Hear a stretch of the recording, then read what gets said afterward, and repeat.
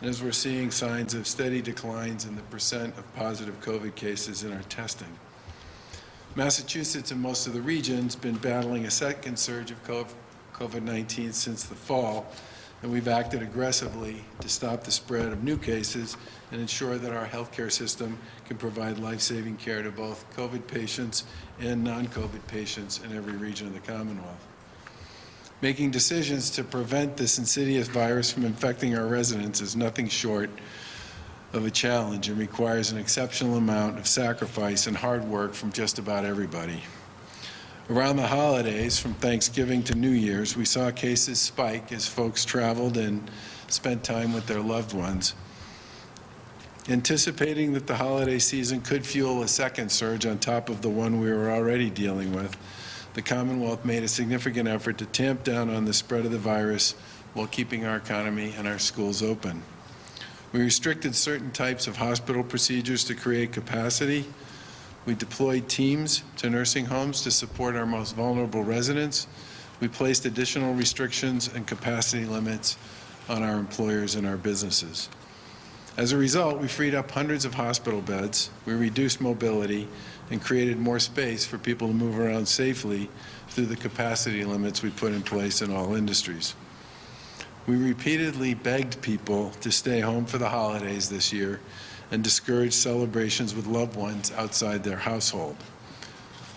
I saw several really impressive versions of Charlie Baker as Scrooge on social media. This was on top of our daily reminders to please wear a mask, avoid informal group settings, stay home when you feel sick, wash your hands, and try to spend as much time as you can with those in your immediate household. I think, as most people know, post-Thanksgiving, we had a significant spike in cases and hospitalizations.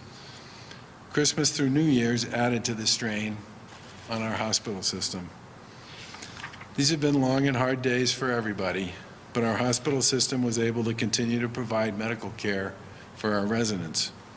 And today, 3 weeks into 2021, our public health data is trending in better direction for some categories, like hospitalizations and the percent of positive COVID cases, for the first time in a long time. Hospitalizations are down by 10% since they peaked in early January.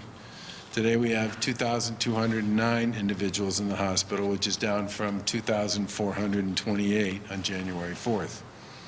The average positive test rate for COVID-19 has gone down by 33% since the beginning of January, from 8.7% to 5.8%. The 7-day average of cases is also down by about 30% since its peak in January, from 6,120 down to 4,528.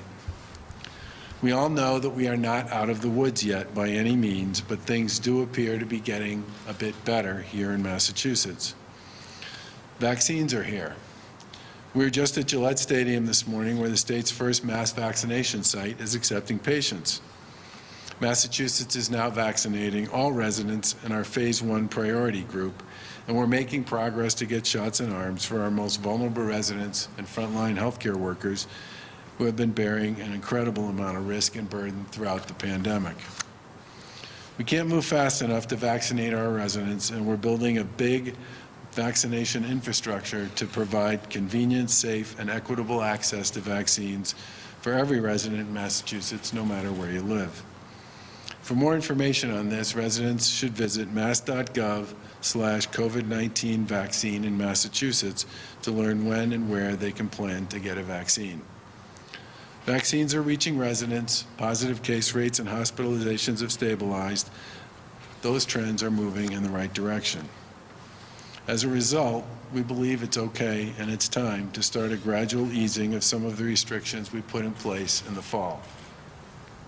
Effective Monday, January 25th at 5 a.m., the early closure business order and the stay-at-home advisory will be lifted. These are the restrictions we put in place in early November that required many businesses, such as restaurants, health clubs, movie theaters, and others, to close at 9:30 p.m. and the corresponding health advisory that went with it. At this time, we're keeping in place the across-the-board 25% capacity limits that we adopted on December 26th for at least another 2 weeks until 5 a.m. on Monday, February 8th. As hospitals continue to stabilize after the holidays and the average positive case rate declines, we hope to see those trends continue moving forward. And if they do, we'll be back to talk about lifting some of the restrictions that are currently in place as soon as it makes sense to do so that people can get back to work and back to normal over the coming months.